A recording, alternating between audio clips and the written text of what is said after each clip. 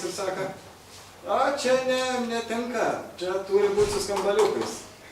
Tai, aš dabar nežinau, aš čia kompiuterį gal net ir šitam. Tai vienu žodžiu, yra, bent jau Ukmergės muziejai yra būgnas, kur jokių skambaliukų nėra. Yra labai primityviai, va, tokie verštukai padaryti ir viskas, jokių skambaliukų, tai būgnas. Tai va, taip. Nu, ir... gerai, darysim prie tų instrumentų, ant kurių aš jaučiuosi labiausiai pažengęs gaminimas toj pusėje. Dambrelis. Tai vat, dambrelis labai daugam irgi, daug kas netgi tie, nuo ko priklauso mūsų tradicinė instrumentinė muzika, netgi irgi kartais ignoruoja dambrelį kaip netradicinį instrumentą, arba, kaip sakykime, kad jeigu vienas groja, tai kažkodėl tai nepriimtina Lietuvoje.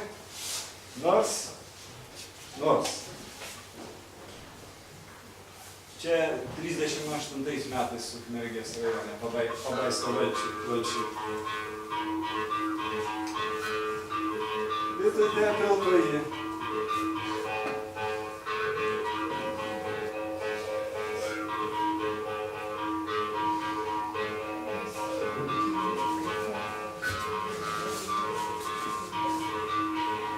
Vienas dambrelis, viena nata. Groja šokį.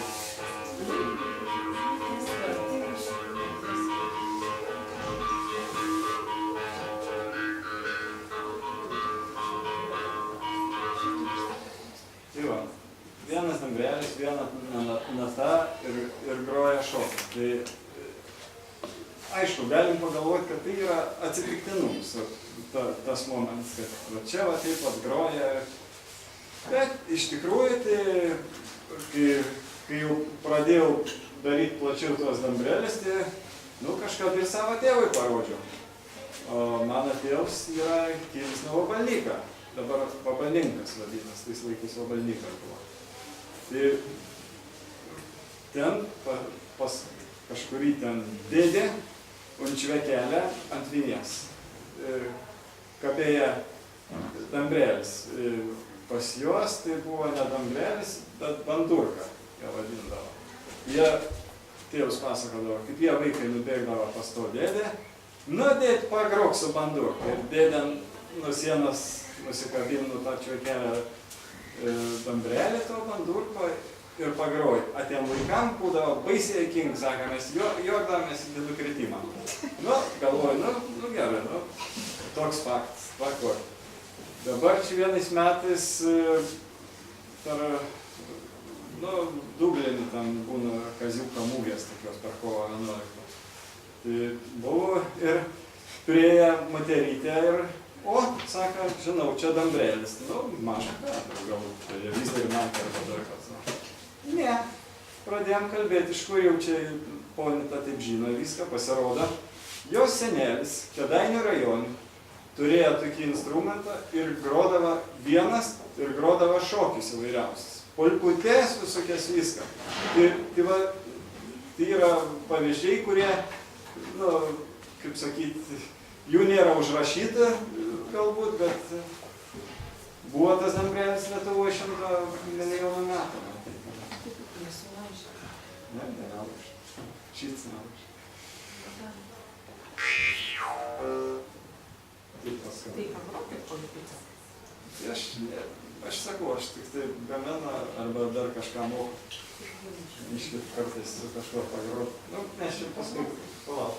Dar ne dabar. Dar ne dabar. Pagrosim. Tai va, tą dambrelį.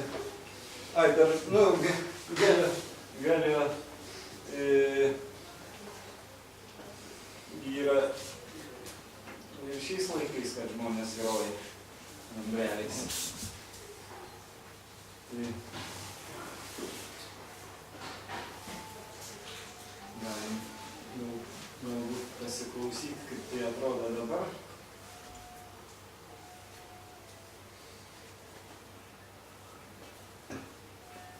Ui, taip čia nesigirdi.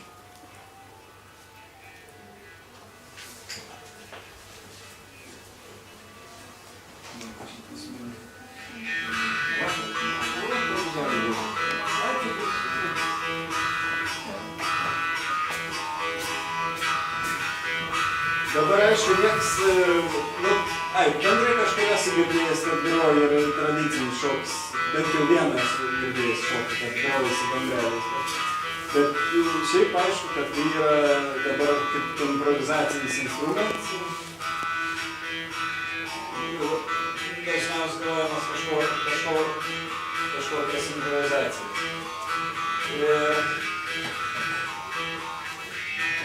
Dar čia muzikantai. Ne? Ir įdomus momentas, kad pasaulyje vyksta būtent šitų instrumentų festivaliai.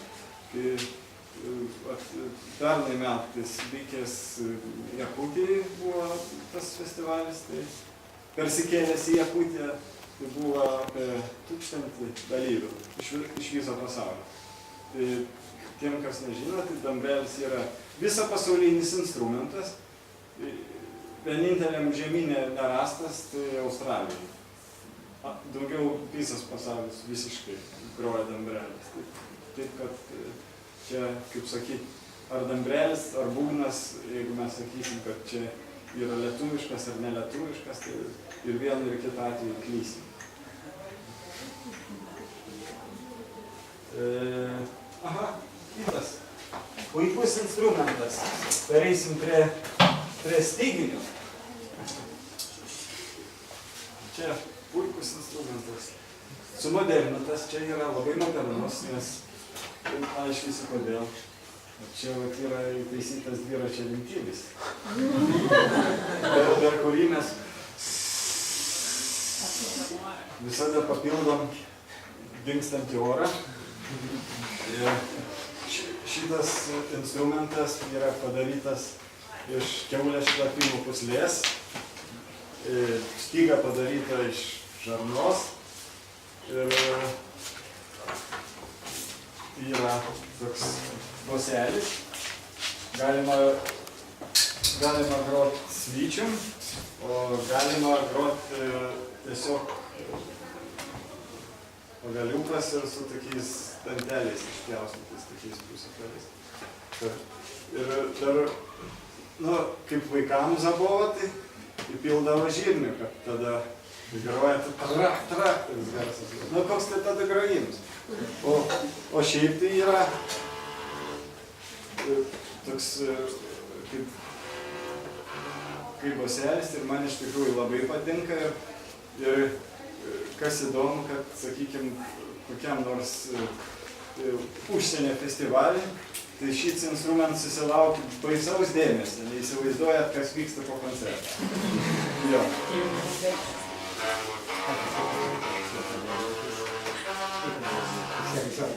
Tai eina žmonės ir klausia, kas čia? Va čia yra puslynė, tas jau seniausias pardafonas vadinamas. Ir visi, tai palauk, o čia kas? Čia kaip čia tas balionas? Čia ne balionas, čia šlapimo puslynė. Kaip ir kažkam pasakiau, kad va čia ta Dobermano skūra ant būgno užtempta, tai puolė galvostyt vos nesvašo.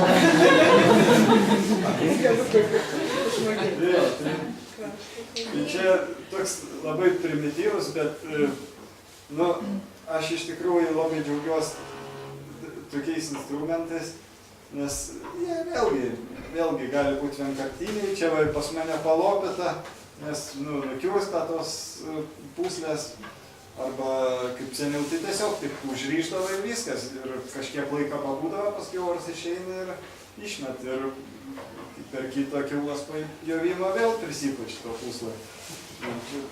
Elementarūs tokie dalykai. Jo, taip pripūti ir čia vieni, viskas. Išdžiūna jinai tokia... Žalia? Jo, žalia. Mėsytė tiksliai. Bus labai geras. Pučias daug susprogdino, bet nes šiaip su burna nepučiu, kažkaip su pompa. Kitą kartą persūdo atmosferą prašam. Dabar irgi elementariai galim skerdyklą nuveikti ant pas tos žmonės, kur skerdyklus pasakė, kad reikia šlapimo puslės, jie pakraipa galvą. Bet kitą kartą ateina maišiuks, pirmiausia kokį 30.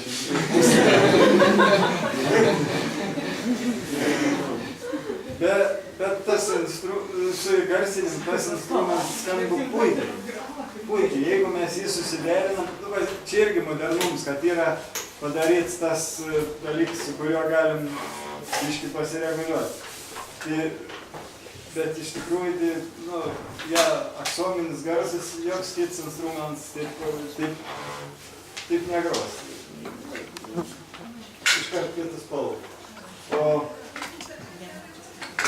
Tai vat dabar prieisi jau prie kitų styginių, tai prieisi prie kanklio.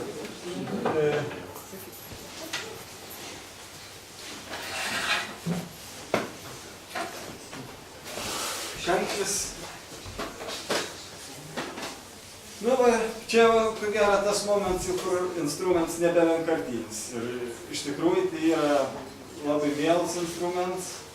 Ir man tai mielas dažniausiai būna dėl to, kad pats pasidaro ir su pačia pasidaryti instrumentą grot yra, pasakysiu, nežinau, 100 ar 1000 kartų, bet yra žymiai mieliau.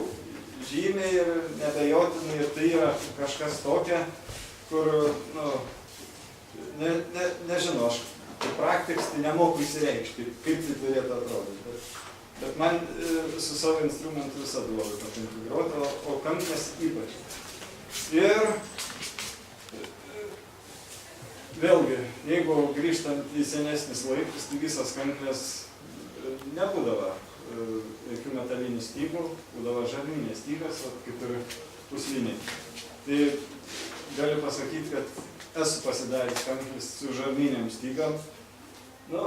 Apie jokius koncertus kalbos negali būti, nes ir su metaliniam stygam kanklės kaip instrumentas iš esmės palikęs entuziastų, nes dėl to, kad mes visi įpratę dabar girdėti muziką labai garsiai ir dėl to visi tie, tie jau anksčiau minėti instrumentai praktiškai visi yra perėję į kitą lygmenį. Bet galiu pasakyti, kad čia yra ir klausytojo problema. Vienais metais dalyvavom Baltika festivalį Latvijoje ir čia netoli už sienos, irgi palei Nemunėlį, nuvažiuojam ir vyksta vienas iš didesnių koncertų. Negalėjau patikėti, kad tam koncerte nėra įgarsinimo. Vis tiek Baltika festivalis, tai jisai jau žinomas, svarbus ir taip toliau. Ir galvoju, žiūrėsim, ką jie čia, kaip čia. Ir išeina latviukai su 2 kanklėm, susėda ant žemės tiesiai ir groja. Ir taip viskas girdisi, aš dairaus, gal čia tokie kažkas, gal čia yra kokie įgarsinimai, ar kas nors, nieko nėra. Ir tada supratau, kad dėl ko seniau žmonės galėdavo šokti. Palei vieną dambrelį, palei vienas kanklės galėdavo šokti. Tai pirmiausia, kad jie klausydavo. Nebūdavo jokia, kaip sakyti, papildoma fona, nebūdavo mašinų, nebūdavo magų, nebūdavo šaldytuvų birbiančių ir taip toliau. Ir jie visi girdėdavo. Puikiausia, ta muzika tiesiog sklyda ten, nes nebuvo jokių pašalinių garsų. Tai vat, nežinau, kaip jūs čia vakarėliais, matyt irgi garsiau grojat. Jo, tai vat, čia aš prie to grįžtamas galiu parodyti, kad va čia yra pas mane tokia skylutė padaryta. Čia kaip savo pasidariau, tai įdėjau ir skylutę, kur kai reikia šmaukšt laidelį ir tada jau eina per visur, kur reikia. Tai šeimyną galiu pagrausti, manau, ar aš dabar taip pagrausti. Tu vyrai kaip Jo, tai kalbant apie kankliavimą, tai šiuolaikiniais laikais tai įprasta, kad kankliam groja moteris ir kad tai yra toks moteriškas instrumentas, tai va, jeigu pažiūrėtumėm seniau, tai yra visiškai vyriškas instrumentas. Niekas niekada nežinojo jokios grojančias kankliam moteris. Ja. Tai jūs turit unikalią galimybę pamatyti vyrą grojantį.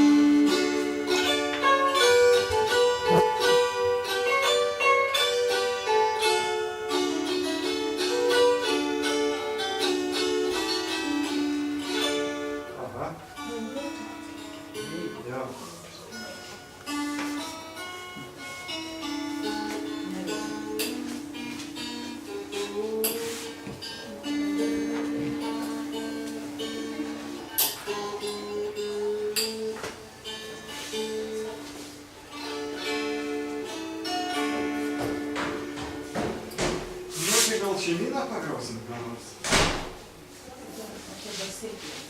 Nu gerai, tada dar apžvelgsim dar vieną tą mažą instrumentą, kurį dariau gal kokios metus, bet dariau metus ne dėl to, kad tenai kažko labai daug darbo ar dar kažką. Ne, daug darbo, bet tiesiog norėjau pasidaryti gerą, tobulą instrumentą. Tai vienas toksai, esu matęs, kad būna va iš čia išlūžta, čia lūžta dar nors, iš čia būna išpučia. Tai vat, jau visas detalės, šonus, visus tos turėjau, viršų, viską jau turėjau pasidaręs, tai ilgai galvoju, kaip aš dabar viskas sudėsiu į vieną vietą, taip, kad nesulūžtų. Nes kaip sakyti, va šitie krašteliai ploni, nu čia storesnė, nu čia. Bet kaip visą stygas, tai laužimas čia gaunas stiprus. Vis galvoju, važiavau pas Martinaitį į Šiaulius. Tai jis sako, ko čia ant stalo pasidėliu, tu suklijuoji. Aš galvoju, kaip taip suklijuosi pasidėjus, nes šonai, sakykim, 6 detalės. 1, 2, 3, 4, 5, 6. Tada viršus, tada apačia, tada grifą reikia tiesiai klijuoti ir dar šitą reikia klijuoti. Galvoju, kaip čia taip sudės ir viską. Ir niekaip, savo vis galvoju, kad niekas čia man neišeis. Ir čia mane išgelbėjo palydovinė televizija.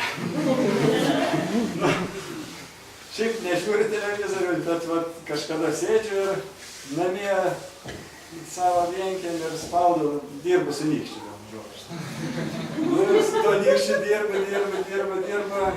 Ir įsijungiu kažkokį Al Jazeera kanalą, kažkokį arabų kanalą, kur su turbanu žmogus šneka.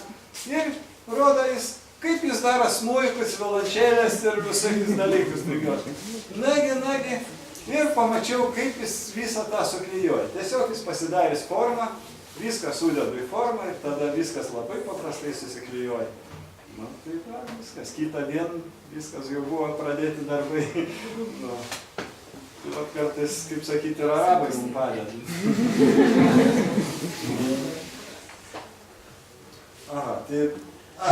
Gerai, pasakysi, dėl ko užsidėjau metalinis stygas.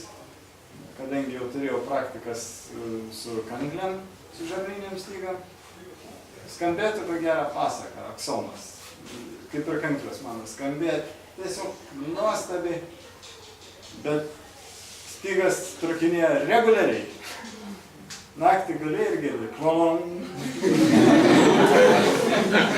Nutrauka, pareičiai žiūrkėlės iš lovos. Klon. Na ir taip, viskas vienu žodžiu. 10 metų. Žarnynės? O. Basėdžiai. Bet niekam ne. No.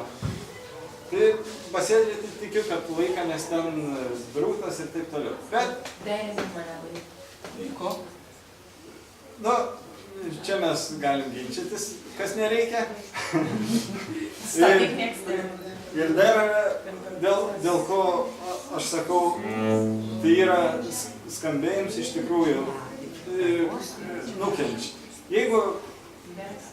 Jeigu mes norėtumėm, kaip sakyti, vien, kad visiškai tradicinė būtų, tradiciniai dalykai, tada šitoj basėdėj yra du neteisingi dalykai. Vienas dalykas stygas metalinės uždėtas, kurios nėra pigios, ir yra uždėti metaliniai verštukai.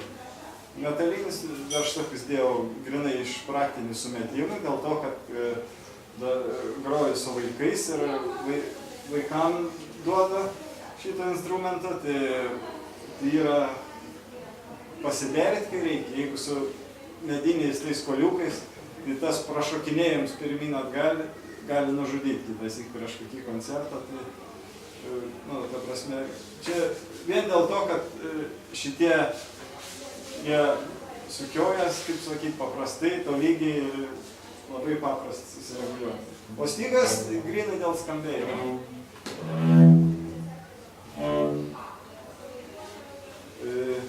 Nu, ką čia dar? Nugarčiai yra glevinė, pilvus yra eglinis.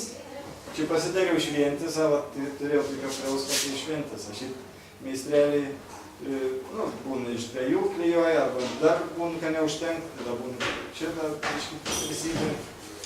Nu tai va, man tas instrumentas yra labai mielas ir labai džiaugiuosi aš jo. Ir myliu. Nu, tu dar tada negrosim, dar pašnekėsim apie... Ką? O strykas iš ko? Kas? Strykas, nu tas. Strykas tai čia arklio uodega.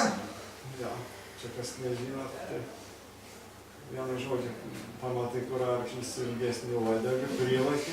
Čia kelintais metais tai buvo amžiai. Amžiai čia. Nepamenu. Iš tikrųjų, tai pasiprašiau. Vienas žmogus ten susitarė su kažkokia ūkinė ir nukirpo vadžiau. Šiaip dabar yra sintetiniai ploštai visokie, kur jau galim daryti iš sintetinę, bet dar keliems strykam, kai gerą prišukuočiau ir išarklėjau vadovės. Tai skirtumą jaučiat kokį? Kadangi nedariau ne vieną su sintetiniu ploštą, tai ir nejaučiu jokio skirtumo. Bet smuiko stryko tai sintetinė. Sintetinės gerų smuikų, geri strykai visi. Strykai ir dar spalva turi būti. Sintetinė nebėra, na, tik prastais pirštais išvadys. Jo. Tai dar neodė. 10 000 anglies pluošto jau stryko lazdelė net nebe iš medžio yra daroma. Nu tai kiniečių. Nu, ne kiniečių, ką jūs kalba. Dabar galim ginčytis. Buvau pamiršęs kažką, o vėl apie strykus išnekėm. Vėl prisiminsi eigoj. Dabar dar vienas instrumentas, kurį